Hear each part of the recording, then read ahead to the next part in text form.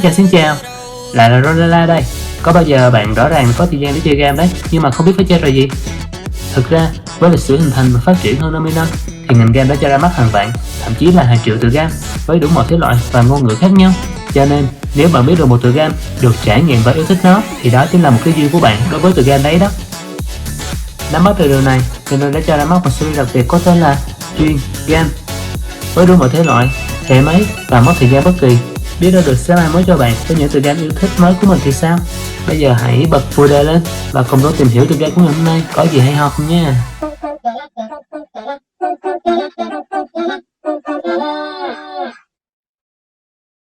Hôm nay ở tập 15 của Duyên Game, tôi xin giới thiệu với mọi người một tựa game có tên là Diablo, là một trò chơi điện tử thuộc thể loại nhập vai hành động, được phát triển bởi Blizzard North, phát hành bởi Blizzard Entertainment vào ngày 30 tháng 11 năm 1996 trên PC và một năm sau đó trên hệ máy Mac và PlayStation 1.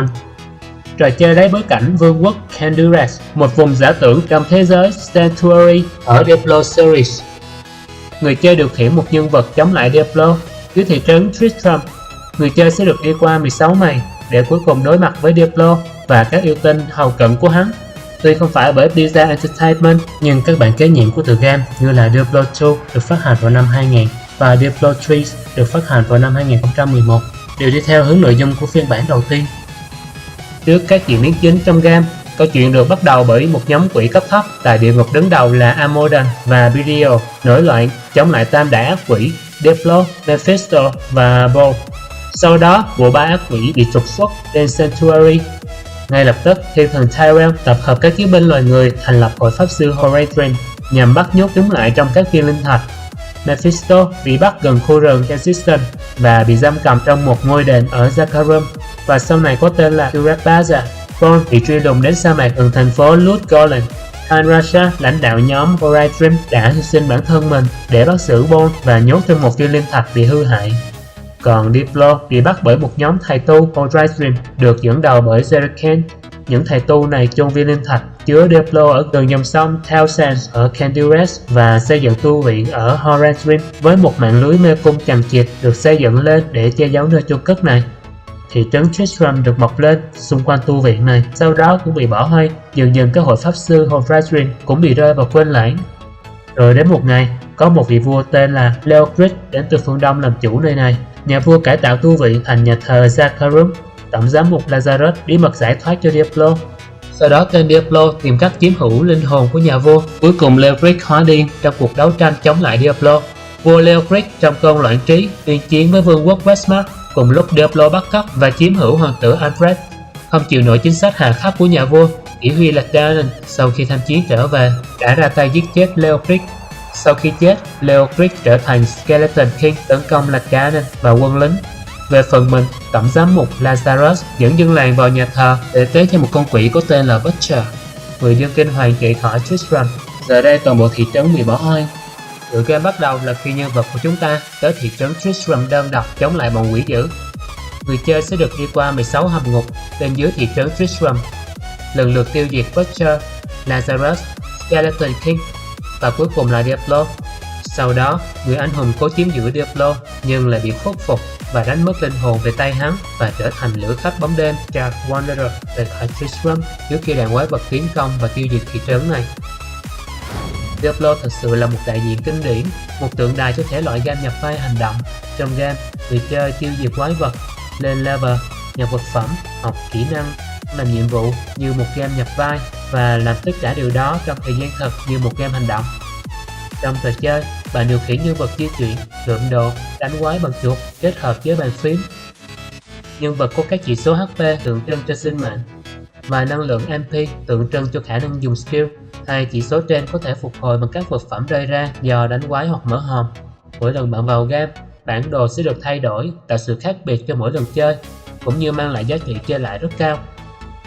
Riêng phiên bản dành cho máy PlayStation 1, chúng ta có thể chơi Diablo co-op cùng với một người bạn bằng tay cầm thứ hai của máy. Điều này giúp quá trình chơi game trở nên thú vị và bớt đơn độc hơn. Có 3 lớp nhân vật, đó là Warrior, Rogue, Sorcerer. Mỗi lớp nhân vật đều sở hữu một đặc điểm riêng biệt. Warrior có sức mạnh thiên về cơ bắp, Rogue có độ khéo léo cao, hay các Sorcerer là bậc thầy về pháp thuật. Riêng trong bản mở rộng Hellfire có thêm 3 lớp nhân vật nữa, đó là Barbarian, Bard và Mon. Tuy nhiên, cả 3 lớp nhân vật này đều được tạo ra từ 3 lớp nhân vật cũ trong bản Diablo gốc. Warrior là chiến binh cơ bản mạnh mẽ, bậc thầy về vũ khí chiến tranh, bền bỉ, có sức tấn công cao hơn các nhân vật khác từ tộc Barbarians trên cao nguyên miền Bắc để trở thành các hiệp sĩ cấp cao. Rogue là các cung thủ xuất sắc nhất của thế giới Sanctuary. Sorcerer là những pháp sư, phù thủy thiên về pháp thuật, họ có những kỹ năng rất đặc biệt và là lớp nhân vật được ưa thích đối với người chơi. Hellfire là bản mở rộng một người chơi của Diablo. Mặc dù có một số chế độ nhiều người chơi có thể được mở khóa sau đó, nhưng Hellfire không thể chơi được trên dịch vụ trò chơi trực tuyến Battle.net của Blizzard và những thay đổi của nó không chuyển sang các nhân vật trực tuyến. Tuy nhiên, bản mở rộng cung cấp nhiều tính năng mới như một trò chơi đơn và cũng không ảnh hưởng đến những người chơi bản Diablo cũ trước đó cùng với những dịch vụ của Blizzard. Hellfire được tích hợp vào Diablo gốc và việc thiết kế của nó như một tùy chọn, đột phá theo con đường nên có thể tránh hoàn toàn các ngục tối của bản mở rộng này. Cốt truyện của Hellfire như một phần ngoài cốt truyện chính của trò chơi gốc. Một phù thủy trong khi thực hiện một nghi lễ đã vô tình thả phong quỷ Necron đến thị trấn Tristram, nhưng trước khi nó hoàn toàn có thể trốn thoát, người phù thủy này đã phong ấn các cánh cửa một cách kỳ diệu. Người chơi sau đó được giao nhiệm vụ mạo hiểm vào hang ổ của Necron và đánh bại nó. Để vào được ngục tối, người chơi phải nói chuyện với Lester the Farmer, người ở phía bắc Tristram gần đàn bò.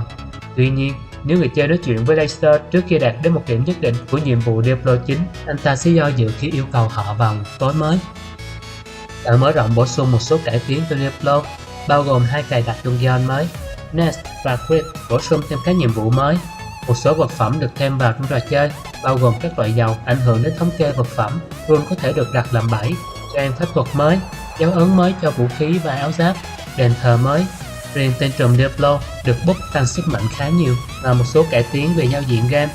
Mon là lớp nhân vật duy nhất mà Synergistic Software được phát thêm vào. Glassman là những chiến binh thành thạo với những kỹ thuật chiến đấu cận chiến, được trang bị những lớp áo giáp nhẹ hơn và hiệu quả hơn các lớp khác khi chiến đấu bằng tay không. Ngoài ra, còn có 2 lớp nhân vật ẩn, Barbarian cầm rìu và Bard song kiếm, có thể chơi bằng cách sử dụng chỉnh sửa tệp, là những nhân vật chưa hoàn thành còn lại trong mã trò chơi như một Easter egg, và sử dụng thành thạo các kỹ năng của Warrior và Rogue. Phần còn lại của bản mở rộng tích hợp đầy đủ hơn vào các cuộc phiêu lưu chính, các item như dầu, vũ khí mới, nhẫn và áo giáp. Các item và rune được rơi ra dễ dàng hơn. Xuất hiện các loại sách thần chú mới, bao gồm sách cho 2 phép thuật hiện có trước đây. Các loại sách và cuộn giấy được tìm thấy ở những địa điểm khác nhau. Những ngôi đền mới cũng xuất hiện trong quá trình chơi. Hầm ngục của Hellfire có nhiều kẻ thù mới không xuất hiện trong nhiệm vụ chính của Diablo. Độ khó hầm ngục từ 1 tới 8 của bản mở rộng Diablo Hellfire tương đương độ khó của tầng 9 tới tầng 16 ở bản Diablo gốc. Đòi hỏi những người chơi phải có nhân vật đủ cấp độ để khám phá. Bổ sung một số tính năng mới tiện lợi hơn, bao gồm tùy chọn di chuyển nhanh xung quanh thị trấn bằng cách sử dụng nút chuyển đổi, đi bộ và chạy được tìm thấy trong menu tùy chọn. Một câu thần chú làm nổi bật các đối tượng nằm trên sàn như thể con trỏ được đặt trên chúng, và câu thần chú dịch chuyển người chơi đến cầu thang gần nhất được tìm thấy ở các tầng sau của dungeon. Chúng đã được Blizzard North phê duyệt và một số đã được áp dụng cho Diablo 2. Tuy Diablo là một trong những series đứng vào hàng huyền thoại làng game trên thế giới, nhưng hiện nay có lẽ chỉ còn một số ít game thủ có thể đặt tay lên phiên bản đầu vì nó đã quá lỗi thời, cũng như gặp nhiều khó khăn để được hoạt động trên các hệ điều hành ngày nay. Nhưng Blizzard, cha đẻ của Diablo và nhiều huyền thoại khác, là người hiểu hơn hết về sự đáng tiếc này. Chính vì thế, trong sự kiện BlizzCon năm 2016, ông lớn này đã chính thức thông báo mang trở lại huyền thoại Diablo 1 nhưng lại khoác lớp áo đồ họa của Diablo 3. Đặc biệt hơn cả, tựa game không phát hành riêng lẻ như một sản phẩm mới hay yêu cầu người chơi phải bỏ tiền ra mua. Thay vào đó, Diablo 1 sẽ đóng vai trò như một bản update miễn phí trong Diablo 3 với nội dung được giữ nguyên. Điều này có nghĩa là những ai đã sở hữu Diablo 3 sẽ có cơ hội thưởng thức miễn phí tuyệt phẩm đầu tiên làm nên danh tiếng cho Diablo.